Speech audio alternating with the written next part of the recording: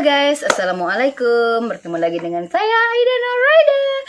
Welcome back to my channel. Terima kasih karena menyokong saya. Terima kasih yang sudah subscribe saya. Terima kasih yang sudah view, yang sudah menonton video-video saya, yang sudah like, yang sudah komen. Thank you so much guys. I love you. Nih, Abah. Oke guys. Maaf karena beberapa waktu ini kita tidak mana-mana sayang topi Abah kita tidak dapat ya apa kan yang kita tidak dapat membuat video karena ada beberapa sebab atau ada beberapa faktor yang menidakkan saya untuk membuat video, dan kali ini saya kembali lagi untuk menghibur Anda. Terima kasih karena menanti dan maaf karena mungkin tunggunya lama kepada yang sokong saya. Terus sudah sampai ada yang messenger saya, sebab setiap video saya ada letak link Facebook kan di bawah kan. Nah, sudah ada yang messenger saya cakap kenapa lama tidak muncul, kenapa sekarang ini buat video gambar-gambar, kenapa tidak yang video harian. Oke. Apa sayang? Kita bila buat video dengan anak macam nih, sabar ya. Itu ibu. Nenek. Oh, nenek. Boleh enggak? Oke. Iya. Kakak mau main nih. Oke guys, jadi kita ada beberapa faktor atau sebab untuk menghalang daripada buat video. Jadi saya cuma mempost video lagu-lagu gambar yang orang bilang mungkin tidak nampak saya secara langsung ataupun tidak nampak aktiviti harian saya. Mungkin ada yang tunggu apalagi saya buat ada apa konten lagi, apa konten seterusnya. Oke. Hari ini saya tidak bercerita pasal konten apa, saya pun tidak ada ide mau buat. Tapi hari ini saya mau bercerita tentang statement yang saya nampak dekat Facebook. Oke, ini statementnya sebenarnya macam ni apa? Saya ni macam mau membahas. Wah. Oke, Aida bukan mahu apa orang bilang menidakkan apa yang orang lain punya pandangan, tidak. Tapi ini pandangan daripada diri sendiri. Setiap orang punya pandangan sendiri, oke? Jadi saya mohon jangan dikecam, jangan apa gitu. Dikecam, ingat kita artis mau kecam. Oke. Statement dia ada macam ni. Ini saya rasa pada saya terkena dengan statement tu. Jadi saya macam nak bahas pula. Oke, nanti kalau saya jumpa balik sebenarnya saya tidak gambar, saya tidak screenshot statement tu, tapi bunyi statement tu macam ni. Apa? Nabi Adam pada zaman dahulu lah, ini maksudnya permulaan cerita manusia lah lebih kurang kan. Oke, dia cakap Nabi Adam hanya ada Hawa seorang. Maksudnya di sini dia mungkin menidakkan poligami, mungkin orang yang membuat statement itu mungkin anti kepada poligami, atau mungkin tapi memang bukan dia lah, rasanya semua perempuan pun tidak suka kepada poligami, tapi mungkin ada yang suka, itu kita tidak tahu kan, itu kan pandangan semua orang. Tapi pada saya sendiri memang susah untuk seorang istri itu berkongsi suami, itu memang pada saya susah lah. Oke, memang mungkin saya tidak mengharamkan poligami, tapi itu bukan terjadi dengan keluarga saya. Kayak mana mau cakapnya? Maksudnya poligami itu tidak haram. Yang menjadikan situasi dia tidak indah adalah bila kita tahu perasaan itu kita tidak boleh terima. So bukannya mengharamkan, cuma suami pun kena fikirlah juga perasaan istri dia.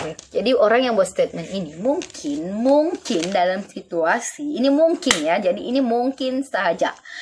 Mungkin orang yang buat statement ini mungkin dalam situasi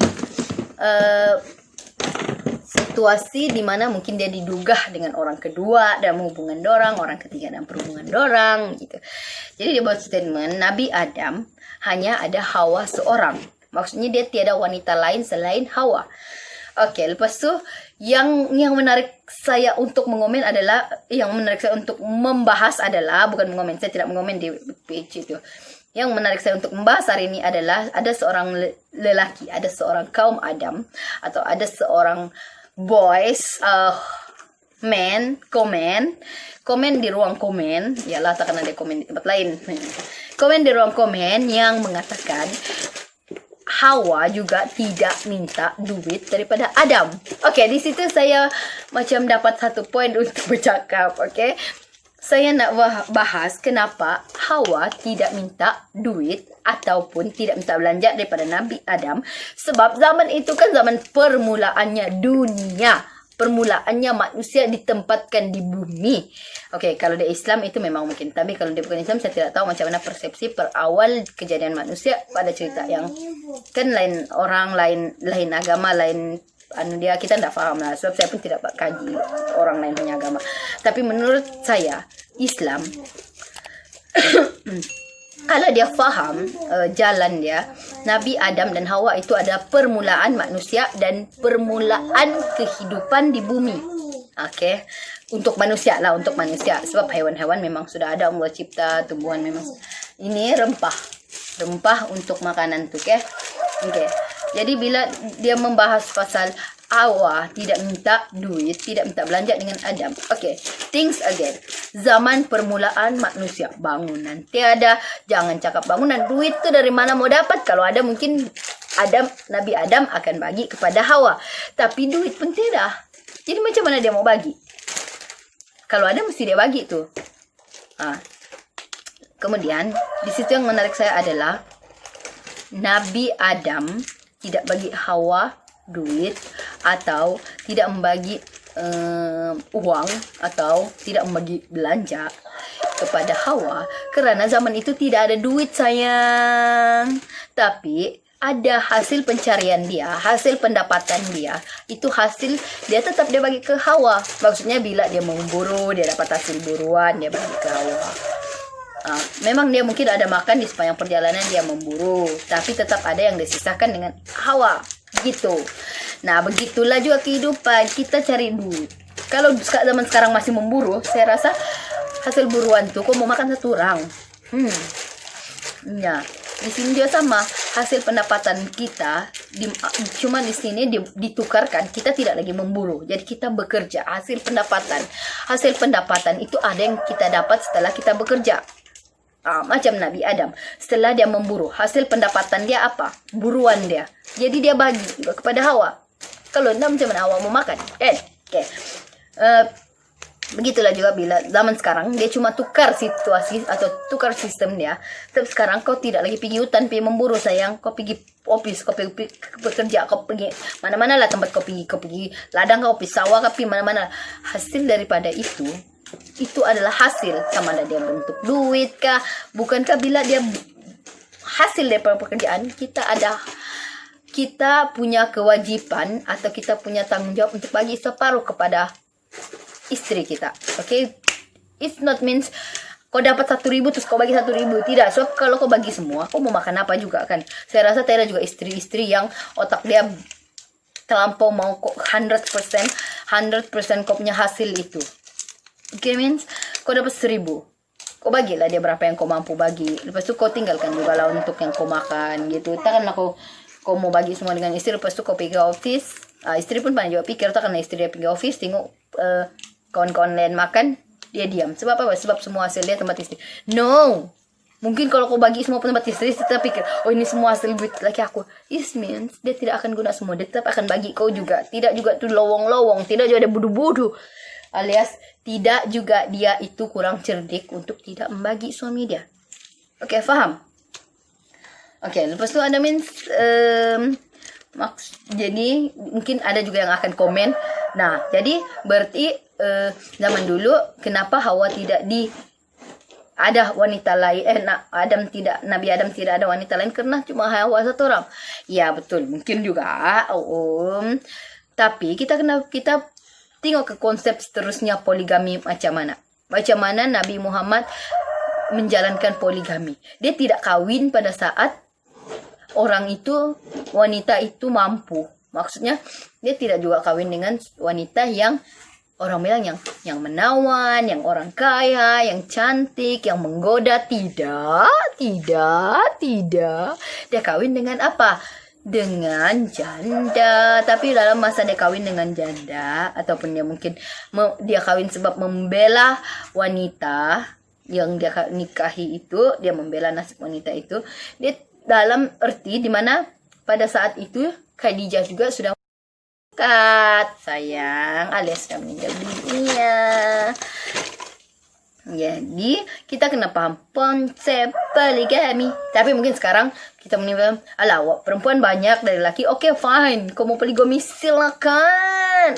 Tapi kau mampu gak kasih hidup ke berapa suami kau, istri kau? Contoh istri kau kawin 2, kau mampu kah kasih hidup dua-dua nih? Ataupun sebelum tuh kau tengok dulu istri kau yang pertama, kau mampu gak kasih hidup dia, kau mampu gak kasih cukup dia, kau mampu ke sarah dia. Kalau kau mampu, ya baru kau pikir untuk nomor 2. Kalau nomor 1 pun kau masih tidak dapat, belum mampu untuk hidupkan dia, belum mampu untuk buat dia rasa cukup, belum mampu untuk buat dia rasa gembira, macam mana kau mau kawin 2? Allah, jangan cakap sembarang. Tidak, maksudnya sedang satu kau nak beri kasih hidup, kau mau 2. Jadi kalau dua-dua nih serang kau nanti, contoh lah dua-dua nih mau perlukan nafkah untuk hidup, perlukan makan untuk hidup, perlukan tempat tinggal. Macam mana kau mau pastikan 2 ini dalam keadaan cukup? Sebab sistem poligami kau mesti mampu. Sebelum kau berpoligami kau mesti mampu. Kalau satu pun kau nak mampu, macam mana kau hidupkan 2? Itu tanggung jawab kau. Itu pada waktu kau angkat nikah, kau sudah berjanji dengan Allah, kau sudah berikrar dengan Allah. Dalam arti kata lain, kau sudah bersumpah, ataupun kau sudah apa orang bilang, kalau tempat kerja kau siap untuk digantung kerja bila kau gagal dalam kerja kau. Lebih kurang macam begitu. Kau siap untuk dapat punishment daripada apa yang kau kerjakan. Oke, kalau 2 nih kau tidak dapat buat dengan yang terbaik, kau akan dapat punishment daripada Allah. Cuma sama ada kau dapat secara langsung, secara terus, ataupun tidak.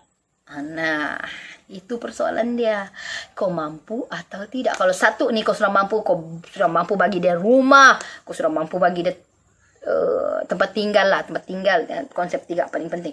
Tapi itu zaman dulu. 3, pakaian, makanan, tempat tinggal zaman dulu. Kenapa cuma 3 itu? Sebab makanan, pakaian, tempat tinggal paling penting. Dulu tiada tempat untuk kau cari duit. Sekarang kau perlukan bukan 3 nih. Ini bukan lagi keperluan asas saja. Sudah banyak keperluan asas sekarang. Pakaian, tempat tinggal, pengangkutan.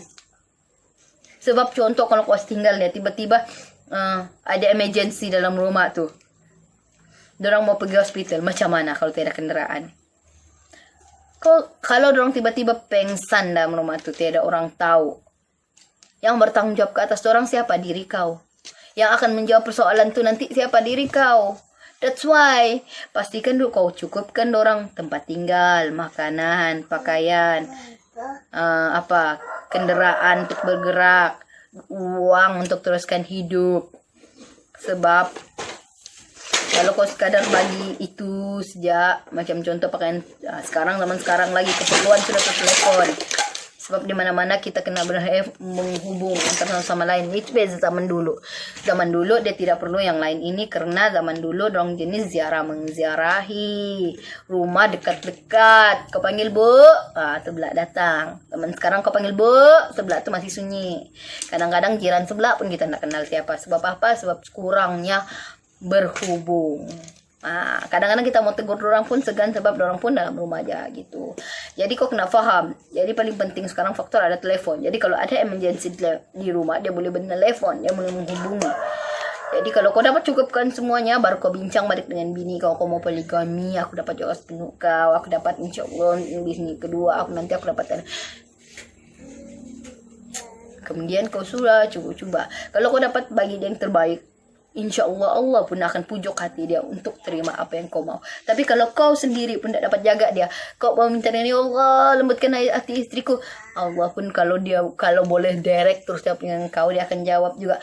Kau cukupkan dia dulu sebelum kau berdoa dengan aku, sebelum kau mohon dengan aku, kau cukupkan bini kau, baru aku akan sejukkan hati dia. Jadi sebelum kita berpikir untuk adanya poligami, sebelum kita berpikir adanya orang kedua dalam kehidupan kita, atau orang ketiga yang dipanggil orang ketiga dalam kehidupan kita, pastikan dulu keluarga kita itu sempurna. Percaya atau tidak, bila kita sudah sempurnakan semuanya, Allah sendiri akan detikkan istri Anda untuk izinkan Anda kawin lagi. Silap-silap ada bulan, dia lagi sendiri yang pipinang tuh perempuan. Jadi kau jangan, kalau kau berangan-angan, angan-angan 2, 3, 4, 5, kau pikir dulu, kau sudah beribadahkan dengan Allah, kau sudah mohonkan dengan Allah, kau sudah cukupkan ke keluarga kau sudah mampu kau untuk nyarah keluarga kau sudah mampu kau beri mereka kesenangan, kebahagiaan. Sedang kalau bawa jalan pergi taman pun kau nak mau berjalan, terus sia-sia kau mau kawin 2, 1 pun kau nak mampu untuk kasih bahagia. Kalau saat baru, mari kita pergi taman, taman ya sayang duit. Mari kita pergi laut, saya sayang duit. Mari kita piknik, piknik. Ya bagus ya kita makan di rumah. Bagus kau dapat kawin nak, 1 pun kau dapat jaga hati dia. Oke. Sebab kita kena penuhi bukan cuma luaran tapi juga dalaman, emosi, fisikal, mental, apalagi semualah kena kita pastikan sempurna, barulah kita mampu untuk buat kepercayaan istri kita tuh kuat dengan kita. Kalau kita sendiri sejak tidak percaya dengan apa yang kita buat apa? Kau mau kawin, tapi kau nak mau jaga, itu macam seolah-olah kau mau makan, tapi kau nak mau masak. Kau paham kah? Macam gini, kau mau makan, aku lapar, mau makan, tapi aku nak mau masak. Jadi macam mana kau makan? Makan aku mentah-mentah tuh. Jadi vampire pun dia nak mau makan mentah, dia mau makan darah aja. Jadi kalau kau rasa kau boleh hidup dengan apa yang kau pikir, kau salah guys. Jadi jangan marah bila orang marah kau, jangan marah bila orang tegur kau, jangan marah bila kau dapat pilihan yang salah. Bila kau mendesak untuk sesuatu yang kau sendiri nak mampu, mungkin ada kemungkinan Allah mengirimkan orang yang salah pada kau. Dan bila ada perkawinan seterusnya, mungkin kau lebih rasa sakit dari sebelumnya. Jadi apa-apapun kita pikirlah, kita nih hidup di dunia, mungkin kifarah Allah itu selalu terjadi pada kita. Jadi sebelum kita menyakitkan hati orang, pikir-pikirlah ya. Karena bila kita menyakitkan, karena doa orang yang teraniaya itu sangat-sangat makbul. Apalagi dia seorang ibu, kemudian terinaya lagi, kau akan merasakan kifaranya. Karena apa? Karena doa orang yang terinaya itu sangat makbul, dan doa seorang ibu itu juga sangat makbul. Jadi, thanks again before you do. Oke guys, apapun jangan lupa like, comment, dan subscribe video ini. Mohon jangan dikecam ya. Bye.